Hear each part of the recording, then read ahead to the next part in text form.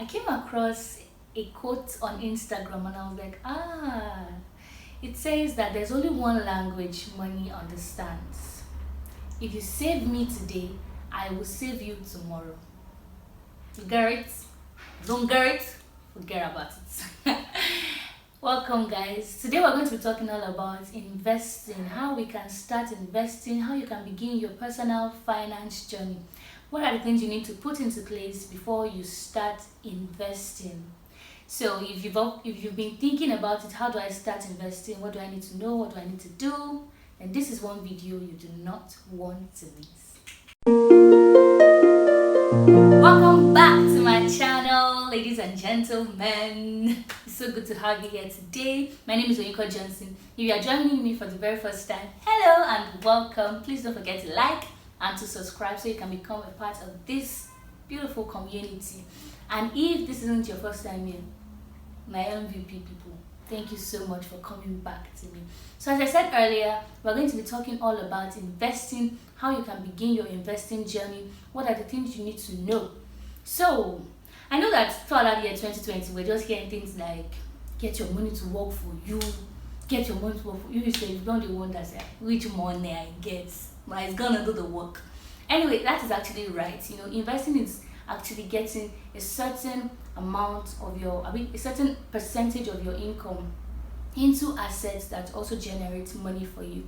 If you're wondering what an asset is, an asset, according to Robert Kiyosaki, is anything that puts money into your pocket, while a liability is something that takes money out of your pocket. So if you put money in your pocket, it's an asset. If you take money out of your pocket, it's a liability. You get capush?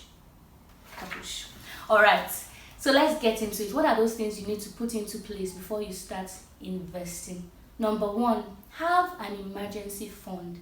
This thing is actually so important, especially for people that they have responsibilities. When I say responsibilities, maybe you have a family you are taking care of, you have people that are depending upon you. It's so important that you have an emergency fund. An emergency fund is like a certain percentage of your income that you save for unforeseen circumstances. So that's about 3 to 6 months of your expenses that you save. So let us say that every month you spend 100,000 naira. So that means in your savings you have to have at least 300,000 naira. You get, in case something happens, you know that you have something to fall back upon before you get your food together. Do you get? So it's so important that you have an emergency fund to protect yourself in case circumstances just happen, job loss, health problems, global lockdown. You get. Now, number two, you need to identify what your risk tolerance is. See, this is so important because a lot of people will because they've been hearing about cryptocurrency, how people are making so money in cryptocurrency, they'll go and put their money in cryptocurrency. Crypto will not drop. They will not be having palpitations. You'll be having heart attack. Don't go and put your money into something that you know that your mind cannot take. And you're not going to know that if you don't recognize what your risk tolerance is. Are you someone that can take high risk? Are you someone that can take medium risks? Or are you someone that low risk? If something is too skinny, you cannot do it. You get what I'm trying to say. What I'm basically saying is you need to identify what your risk tolerance is. If you are not someone that can afford to lose some money, then don't put your money into assets like stocks or cryptocurrency because they can go up or they can go down. You understand? Just save yourself a lot of trouble. You need to decide what your strategy is. What are you going to be doing? What kind of assets do you want to be putting your money into? How often do you want to be investing? Are you going to save first with the plan of putting your money into a particular asset class? You need to decide what your strategy is and you need to follow it. Then the fourth thing that you need to do is to automate, because you can forget, things can happen, other things can just come up that will make you spend your money. So you need to automate. Don't even look at it. Just set your whatever app you are going to make use of to ensure that as your money is entering, as money is coming into your bank account, a certain percentage is going into your investment account. Do you understand? Then the fifth one that I think is so important, is so vital, a lot of us just breeze around it, is to constantly educate yourself.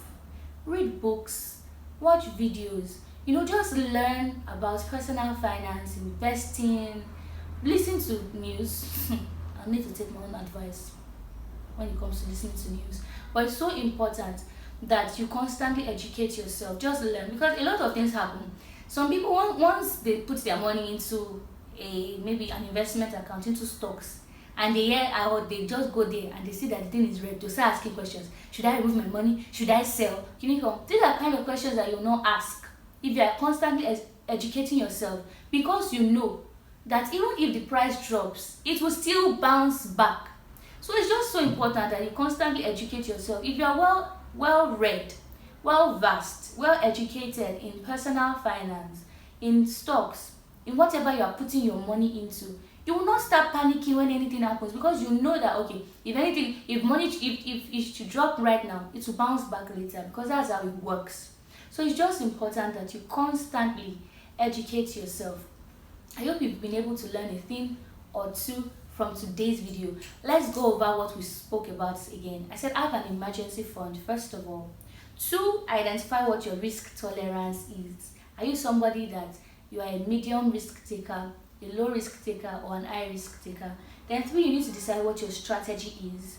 4, you need to automate. And 5, constantly educate yourself. Please and please put yourself in communities where they talk about money, so that you can be well informed. You also see like-minded people that you can talk to in case you have any issues that is going on around you when it comes to your personal finance.